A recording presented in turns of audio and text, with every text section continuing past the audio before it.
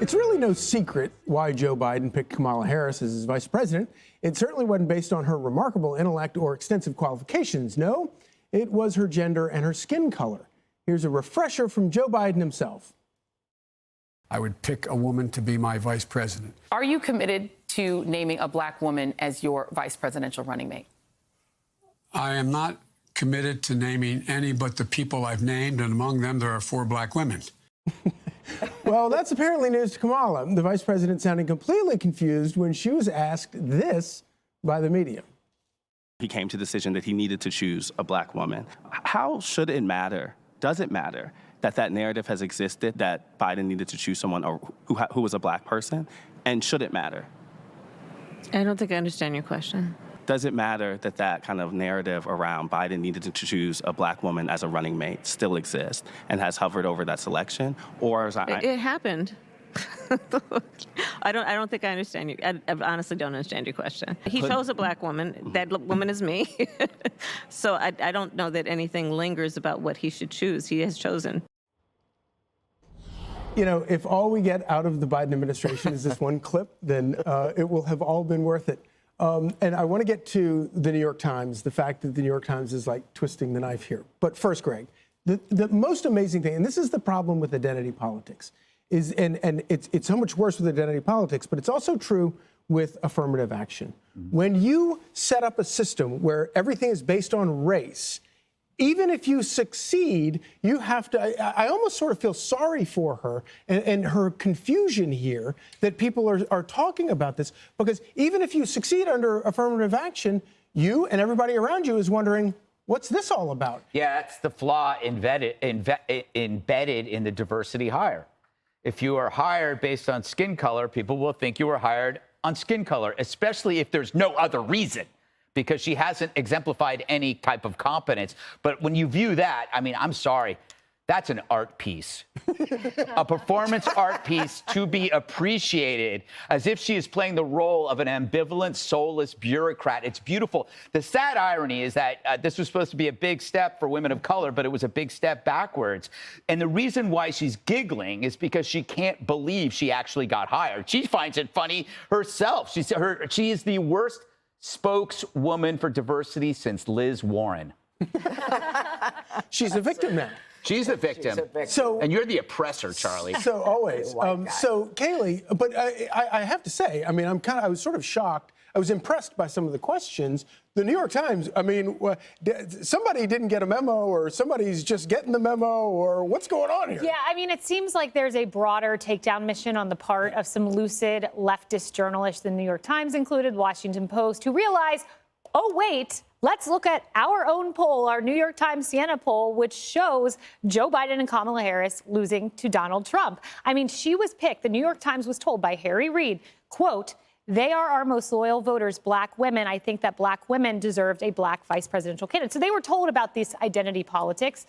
And he asked the question, Kamala has failed at her mission. She was supposed to bring in black women, according to Harry Reid. Well, 22% of black Americans are voting for Donald Trump in the New York Times Siena poll, over 8%, which is what he got in 2020. And if he was to achieve those numbers, no Republican candidate in the last half century has gotten more than 12% of black voters. So she failed at the border, failed at passing voting rights legislation, failed at winning black voters. And as Donald Trump says, he's the least racist person to ever run for office. I've heard him mention that before. And Kamala Harris is 16 points underwater on popularity. What would you say is her #1 accomplishment? I need to go through a bunch of things first. So no one thinks, who's being an honest broker about it, that Donald Trump is going to get 22% of the black vote. Not because he didn't do better than other Republican candidates, but because that would mean that the entire electoral system in America has been upended in 4 years, while the man is facing 4 indictments and 91 felony counts. But look at the president. Right? Okay, I'm just saying. I look forward to talking about it after the November election. The man is not getting 22% of the vote. They also had him winning the youth vote. Please, I have a bridge to sell you. Okay. Politics is all. Block. What is that? That one went over my head, too. Don't worry. Well, at least we share that. Oh, I get it now. Okay. All of politics is identity politics. I don't think anyone is going to tell me genuinely that Sarah Palin was the most qualified pick for vice president in 2008. John McCain needed a lady, and he picked a lady. Mike Pence and Donald Trump have zero in common, except that they wanted to win the presidency. And what did Donald Trump get from Mike Pence? He got a nice, conservative, evangelical man that would make a philanderer seem palatable to the Republican base. And then he was able to win.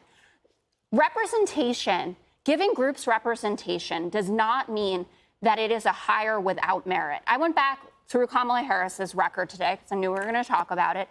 She was DA, she was Attorney General in California, and then she was a senator. Things like the Back on Track program, the Homeowner Bill of Rights, what she did to get Proposition 8 overturned in California after it went to the Supreme Court, and then she married the first gay couple once the marriages resumed.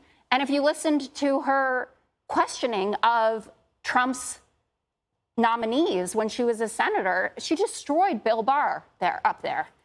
So saying that this woman was not qualified or that her candidacy was not without merit, I think is completely unfair and denigrating the woman. And I think she should have used this as an opportunity to talk about how important it is that underserved groups are represented.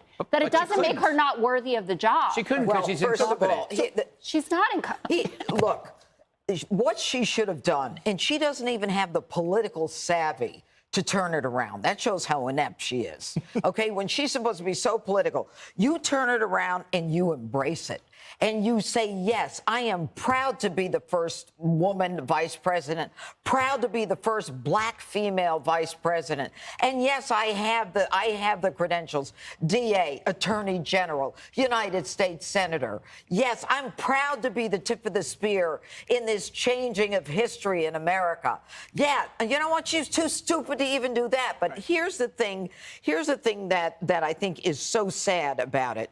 She truly didn't understand the question. Right. She didn't understand it, and she didn't have, forget the political savvy, she didn't have the intelligence to comprehend what was being asked of her. And by the way, I don't think she was so great in asking questions. Your staff gives you questions to ask when she was a senator. She was an and you know what? general. And let me explain something. She did a lot of things that got her up and beyond the regular guy in politics, okay? She used her sex in ways that got her to the next level. Let's not kid each other. And I would like to clarify one thing. All politics is not identity politics. It's the lowest form of politics. And if you want to know what the furthest extension of identity politics is, look out in the streets and see this rioting over Palestine and Israel. That's identity politics in its worst form. And 2016 is a perfect example where identity politics was trumped by issues. And that's what we should be. I think it's very easy, no offense to you, but it's obvious for a white man to sit here and say that identity politics is the lowest form of politics. It you is have the lowest not form. answered No, me why Donald Trump. Why did Trump? As a white man, I did. As a woman, I agree with that. Did you ever get anything We have because to you go, were a but woman? ask Martin Luther. No, I worked my ass off. No, of course you did. But you don't think it mattered to your candidacy that you were a woman? We have to go. But And why you won? We have to go. But Martin Luther King. Bye. Martin Luther King also believed that identity politics was the lowest form of politics. Up next is Joe Biden ruining Oreos. Shrinkflation is taking a big bite out of the iconic cookie. Hey, Sean Hannity here. Hey, click here to subscribe to Fox News YouTube page and catch our hottest interviews and most compelling analysis. You will not get it anywhere else.